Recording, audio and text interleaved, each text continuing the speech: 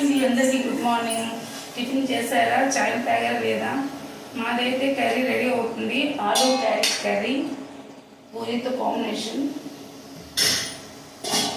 ఇక్కడైతే 5 o'clock current వెళ్ళిపోద్ది, 7:30 current వస్తుంది.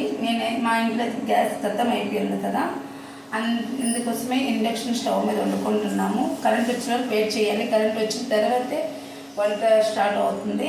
ఫస్ట్ అయితే టిఫిన్ చేసేస్తున్నాము. టిఫిన్ తినేసి చాయ్ తాగేస్తాము. తర్వాత ఆరామ్ చేసుకొని వండుకుంటాను. అప్పటి వరకు అయితే మా బాబుకి రేగిపళ్ళు తేపని పంపించున్నాను. రేగిపళ్ళు నాకు చాలా ఇష్టం కదా, ఎక్కువ పడి ఉంటాయి ఉదయం, అందుకే బాబుకి అయితే పంపించున్నాను.